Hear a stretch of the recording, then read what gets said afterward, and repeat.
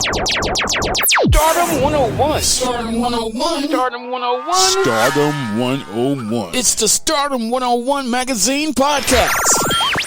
Shining light on today's tastemakers And innovators. Kicking it with your host, Christopher Boykin.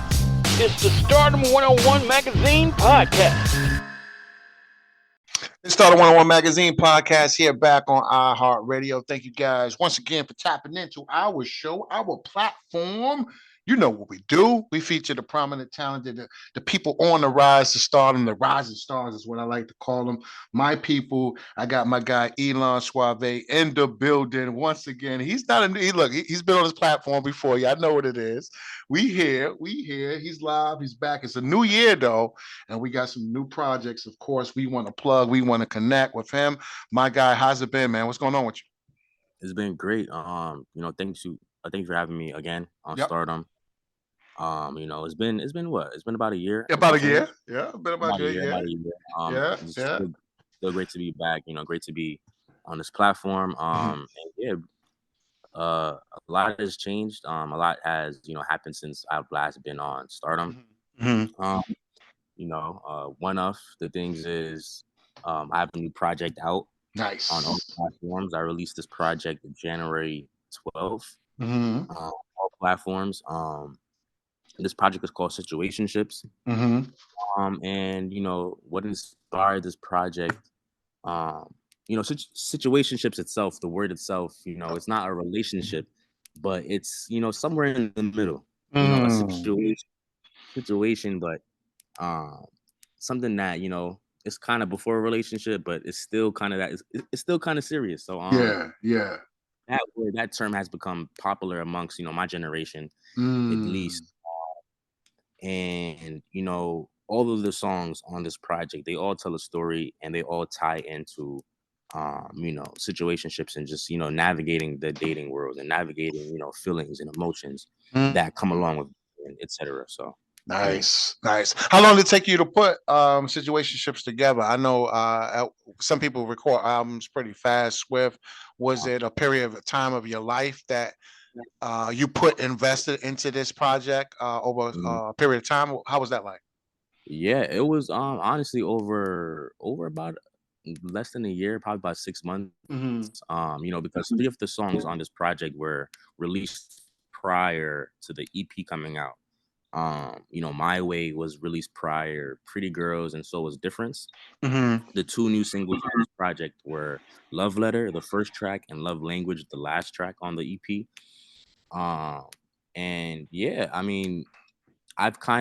It's funny because the last track on this project, Love Language, I actually had this song. In the back burner in the files for a very, very long time, but I felt as if this track represented, it kind of represented what I wanted the EP to be about. It represented the story and along with the story.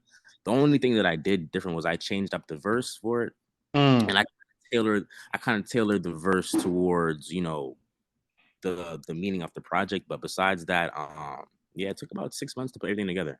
That's what's up, man. And it's a personal project. Some people write fiction or they write about stuff that they seen, heard. For you, I know you put much of your material, you in it, literally. So, was it life. your personal life, definitely. Does that play a huge factor in this project? Are we getting Elon, the human being, from this project? Yeah, I think that's important, man. We got to let him know. Yeah, definitely. Well, I would say the most vulnerable track on this project would be the first track, Love Letter. And Love Letter is literally telling a story. The story is, of, me in a relationship and me not being ready for, everything that a relationship really requires. And, me eventually losing that relationship and losing that girl. And me, questioning myself and questioning, why wasn't I ready? Why wasn't I able to, commit? Why wasn't I able to do this and give her that? And, it just tells a story and it really ties back into the situationships thing and the relationship thing. And, that one definitely was a true story. And I wanted to put that as the first track because I feel as if it's important that, you know, people get the authentic and the real. I wanted people to hear that first. That's what's I up. wanted that to be the first thing people hear from this project. Because, you know, I feel like people can relate. You know, there's definitely other people out there that, you know, have gone through similar things, and I feel as if, you know, I want them to hear that and get them hooked into the whole project. And That's that what's was up. really, you know, my goal. That was really my goal as toward, you know, putting that as the first song.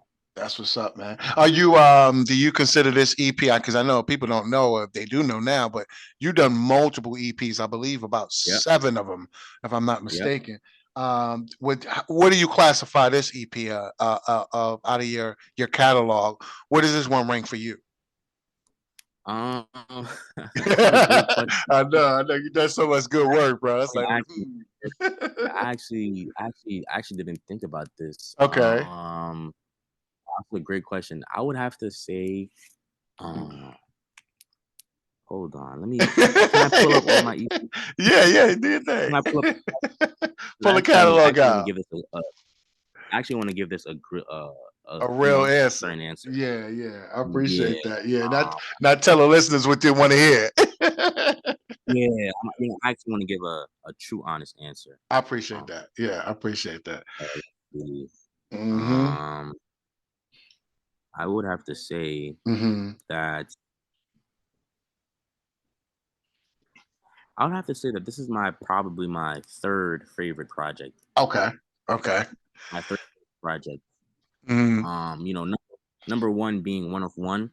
I feel like, you know, One of One, it definitely, I feel like it raised the bar for me in terms of quality and sound. I feel as if, you know, One of One was kind of the first project I put out where I was 100% confident in all 5 songs. You know, I love 5 songs. So, you know, that was my first project where I was like, yeah, like this is the one. I still hold that one, you know, dearly and close to my heart because, you know, that's my favorite project. Nice. Number 2, I put Unlucky Lover. Unlucky Lover because, you know, this project, kind of ironic, it was released around this time, around Valentine's Day in 2021.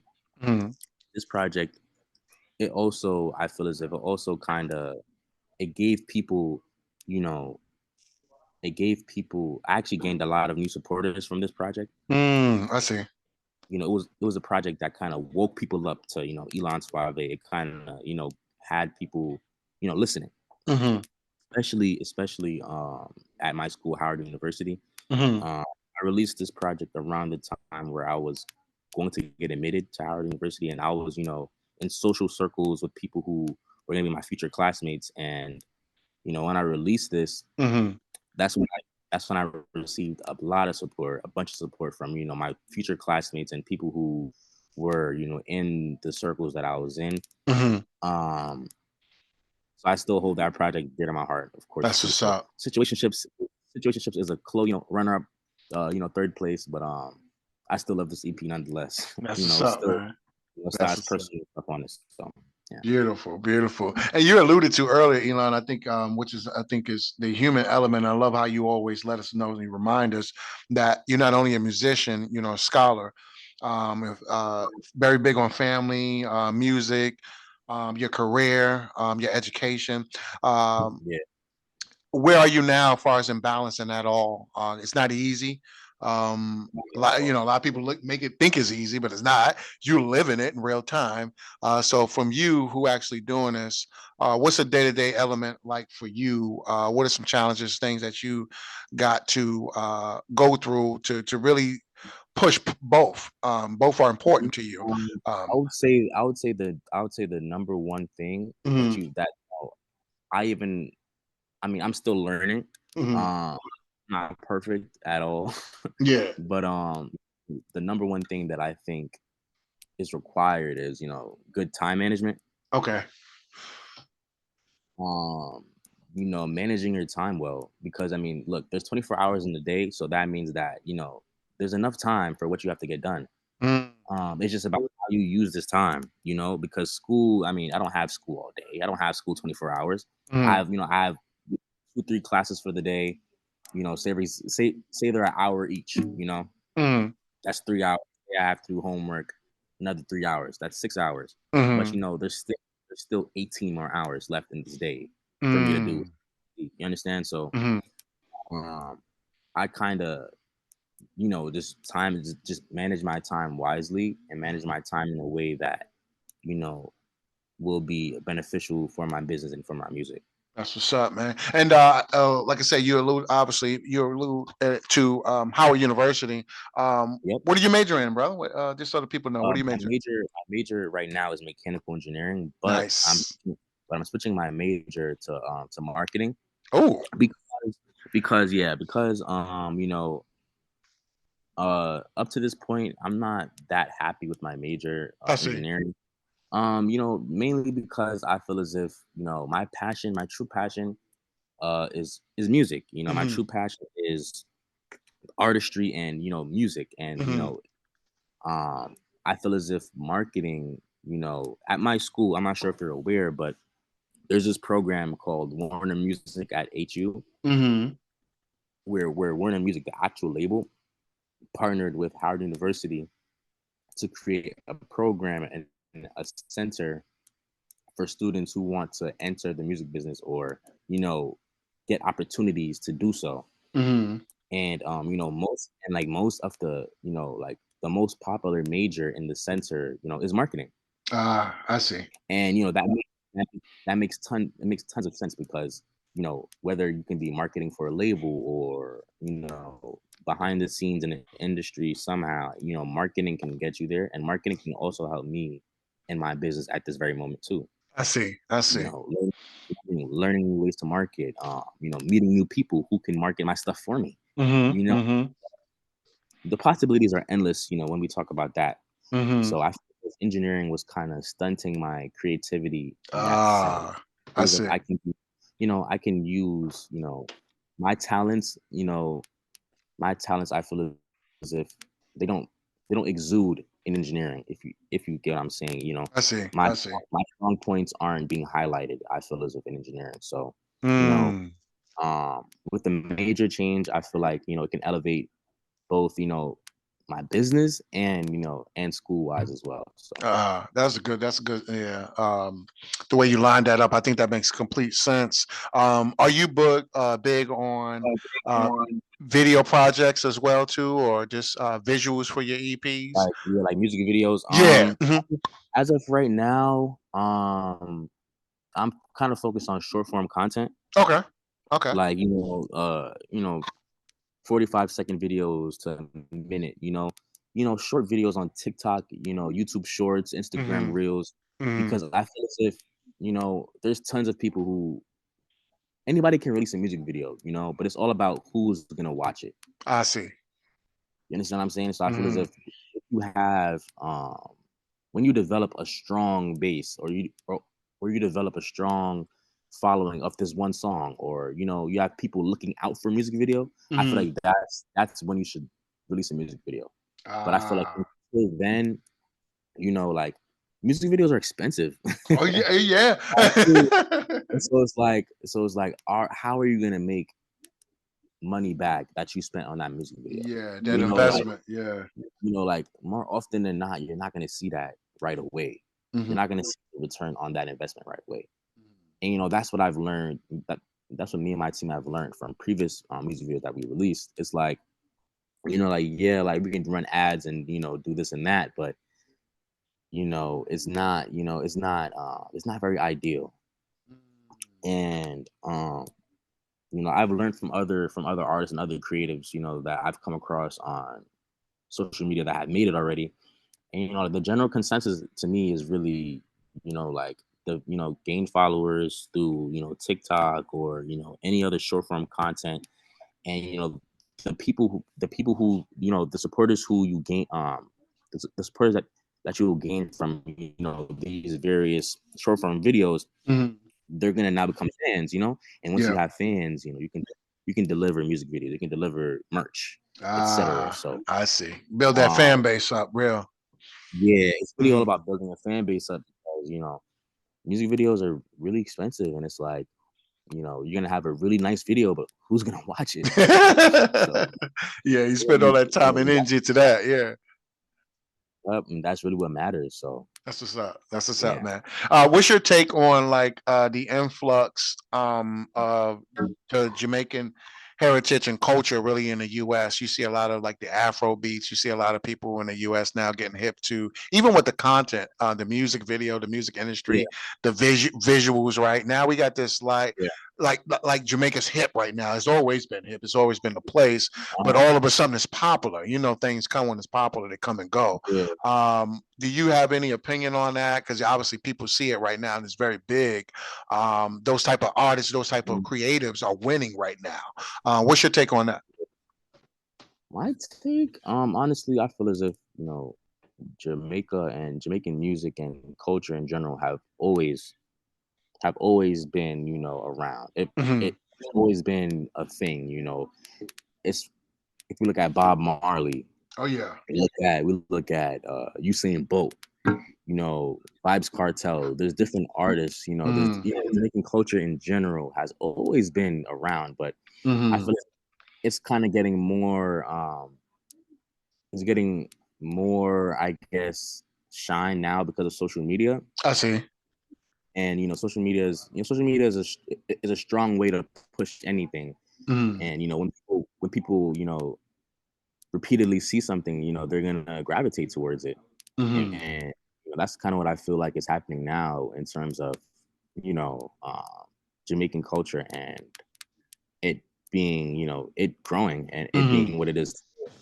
But yeah, that's honestly, you know, Jamaicans are very creative people. Like, oh yeah, it's they're very creative people, and it's funny because, you know, like there's people in the industry who there's people in the industry today, like popular artists who are Jamaican, and it's like you would never even know. Yeah, you're right. You would never know. Yeah. So you know, yeah. That's what's up, man. I appreciate that, man. Any shows coming up? Any you know, the season's gonna break in a minute. March, spring season, things gonna change in a minute when the weather changes. I know you did some stuff at Howard University, you did some festivals last year. Anything coming up on the radar in the next 2, 3, 4 months, maybe for you? Well, most of the performances that I will be doing will, you know, obviously be at school. So on Valentine's Day, I'm going to be having a listening party on campus. Actually at the center I was telling you about, Warner Music Center. I'm going to have a little listening party for situationships. I'm going to perform there as well. And then on February 24th, I'll be performing at this event called the Creative Classic. About this event, you know, it's an event where you have pop-up shops, you have vendors, you have artists, you have fashion designers, and you know, we all come together for a day of creativity, a day of you know, just showcasing all our talents and all of our abilities. So you know, that's on February 24th. I'll be performing there. And that's there's more dates in the future, but I can't really talk on all of the performances yet. But you know, there's definitely more dates in the future as well. That's what's up, man. Any last shout out you want to give to your fans, your team, people in general? You know how we do. We like to give public flowers to people who always gets us to where we are right now. Like I said, so anybody you can think of right now, you don't want to give them some love, give them a shout out. Shout out to my team. You know, my manager, my father. My manager is my father. If you didn't know. You know, my engineer, my producer, Clutch. You know, he engineered the whole project for situationships. Nice. You know, he killed every track. You know, and a big shout out to my supporters. You know, people who listen to my music every day, stream my music. You know, I wouldn't be Elon Suave without you guys. So big shout out to all my supporters who stream my music. And yeah. That's what we do. That's what we do. And real big numbers on them Spotify too. I seen those numbers. Also, before we you know, go on, another shout out to God first and foremost. You know, I like that. God, he definitely, blessed me with the talent and, blessed me with opportunities, to really make the most of what he gave me. So another shout out, to God as well. Absolutely, man. I think that's Spotify numbers are definitely doing well right now for situationships. Yeah. Love Language, we're almost at 30,000 streams. Love Letters at 28,000 streams, I believe. So, we're definitely, rising the ranks. We're definitely getting up there. Yeah. So hopefully we can hit 30,000 streams before Valentine's Day. I mean, I think that's possible. Yep. But yeah. Yeah, them numbers don't lie. I love it. They don't. Yes, sir. I appreciate you, bro. It's great chopping it up with you this year, 2024. We do this all the time after you drop a project, man. We recoup, and your Stardom fan base, like I said, they see you growing and evolving as well, man. So once again, Elon Suave in the building, Washington, D.C., Howard University, stand up. You know what we do. It's Stardom Magazine on the Rise of Stardom. This episode is Rising Stars featuring my guy. Once again, Elon Suave, we appreciate you, bro. And we'll talk to you real soon, man. Absolutely. All right. Peace. Have a great night. You too. Are you on the rise to stardom? Well, get featured in the next issue of Stardom 101 magazine and promote your business or products today. Text MAG to 804-550-8647 or visit stardom101mag.net. You're listening to the Stardom 101 magazine podcast with Christopher Boykin. Be sure to subscribe and download this episode, and continue to listen to Stardom on iHeartRadio or wherever you get your podcasts.